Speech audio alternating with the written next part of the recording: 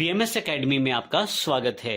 हमने देखा किस प्रकार हमने इफ एल्स को प्रयोग किया कंट्रोल स्ट्रक्चर्स के अंतर्गत। इस सेशन में हम बात करने वाले हैं PHP में अगले कंट्रोल स्ट्रक्चर स्विच स्टेटमेंट की।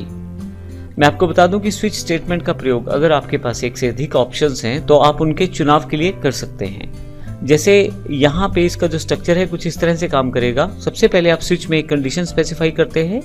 मोस्टली ये कंडीशन एक वेरिएबल के रूप में रहती है। वेरिएबल की वैल्यू जो रहती है वो एक कंडीशन मानी जाती है यहाँ पे, और फिर उसको हर एक केस के साथ कंपेयर किया जाता है। स्विच के इनर ब्लॉक में आप काफी सारे केसेस को स्पेसिफाई कर सकते हैं। उनमें से आपके द्वारा दी गई कंडीशन यानी कि वेरिएबल की वैल्यू अगर उस केस की वैल्यू से मैच करती है तो वो केस एग्जीक्यूट हो जाएगा, अन्यथा वो केस एग्जीक्यूट नहीं होगा। आप एक साथ कई केसेस को डिफाइन कर सकते हैं, लेकिन नॉर्मल केसेस में एक बार में एक केस को एग्जीक्यूट किया जाता है। और अगर किसी कारण से कोई भी केस में आपका ऑप्शन नहीं मिलता तो लास्ट में जो डिफॉल्ट ऑप्शन रहता है उसको एग्जीक्यूट किया जाता है। इसको अच्छी तरह से समझने के लिए राइट हैंड साइड दिए गए एग्जांपल को समझ लेते हैं। इसको समझने के लिए सबसे पहले राइट हैंड साइड दिए गए एग्जांपल को समझ लेते हैं। सबसे पहले मैंने मंथ वेरिएबल लिया है जिसमें मैंने वैल्यू असाइन की है जनवरी। अब इसको मैंने स्विच में असाइन कर दिया है, स्विच के कंडीशन बॉक्स में डाल दिया है। अब जो भी मेरे पास केसेस रहेंगे वो इसकी वैल्यू से रिलेटेड रहेंगे। अगर मेरे पास केस में जनवरी यानी कि वैल्यू में वेरिएबल की जनवरी आता है तो केस जनवरी एग्जीक्यूट होगा, और ऐसे केस में जो उसके साथ दी गई स्टेटमेंट्स हैं एग्जीक्यूट होंगी। आप ध्यान रखिएगा कि हर एक केस की सारी स्टेटमेंट एग्जीक्यूट होने के पश्चात ब्रेक देना जरूरी है। अगर आप ब्रेक नहीं देंगे तो फिर वो अगले केस पे चला जाएगा और एक साथ एक से ज्यादा केस एग्जीक्यूट होने शुरू हो जाएंगे। तो अभी मैंने यहाँ ब्रेक कर दिया है, तो अगर जनवरी आता है मंथ में जो कि है, तो इस केस में जनवरी वाला जो केस है एग्जीक्यूट किया जाएगा और आपको ये आउटपुट दिखाई जाएगी। लेकिन अगर जनवरी ना हो, फरवरी हो, तो उस केस में नीचे वाला केस एग्जीक्यूट किया जाएगा। अगर मार्च हो तो नीचे वाला, और अगर इन तीनों में से कोई ना हो तो डिफॉल्ट ऑप्शन को सिलेक्ट किया जाएगा जिसमें आपके पास जानकारी दी गई है कि ऑप्शन आपके पास अवेलेबल ही नहीं है। तो इसको हम प्रैक्टिकल एग्जांपल के रूप में करके देखते हैं स्विच एक्स और स्विच एग्जांपल 1 के द्वारा। यहाँ मैंने पहले से ही एग्जांपल को ओपन किया हुआ है, स्विच एग्जांपल PHP। अब यदि इसमें देखें राइट हैंड साइड पे दी गई नोट++ फाइल में मैंने मंथ असाइन किया है जनवरी। उसके पश्चात स्विच में मैंने मंथ को असाइन कर दिया है और केसेस को डिफाइन करना शुरू किया है।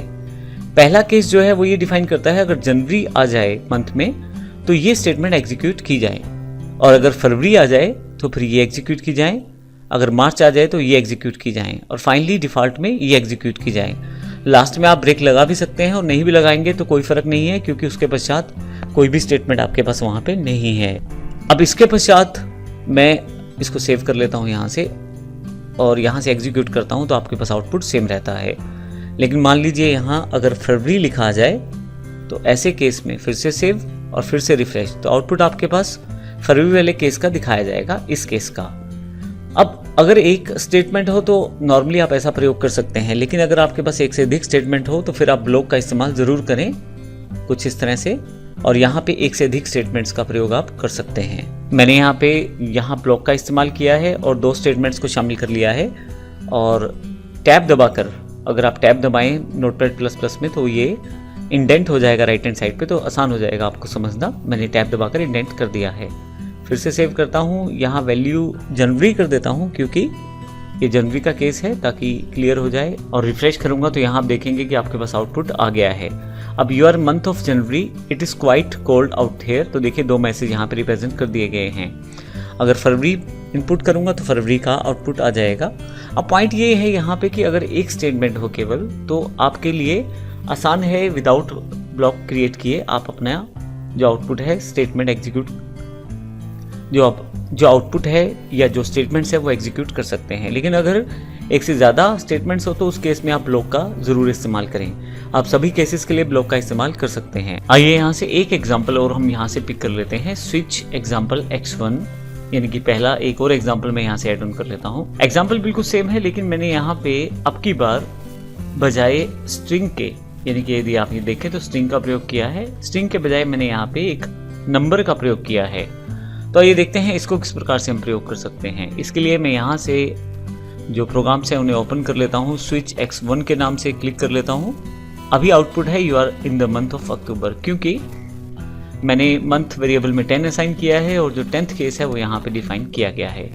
अगर मैं इसमें 5 असाइन कर देता हूँ, सेव कर देता हूँ और रिफ्रेश करता हूँ तो यहाँ पे आउटपुट मई है जो कि इस 5 वाले केस का है।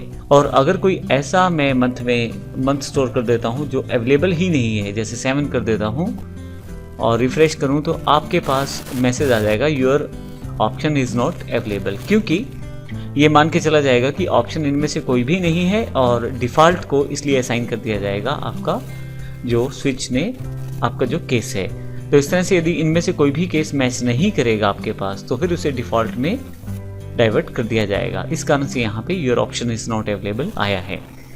तो इस प्रकार इस सेशन में हमने स्विच की जानकारी ली है। हमने देखा है कि स्विच में हम लोग चाहे तो इंटीजर के साथ और चाहे तो हम स्ट्रिंग के साथ अपनी केसेस को डिफाइन कर सकते हैं, और अगर उनमें से केसेस मैच करते हैं तो पर्टिकुलर केस के अकॉर्डिंग आउटपुट आएगा, और यदि किसी कारण से केसेस मैच नहीं करते हैं तो ऐसे केस में डिफ़ॉल्ट ऑप्शन को एग्जीक्यूट किया जाएगा।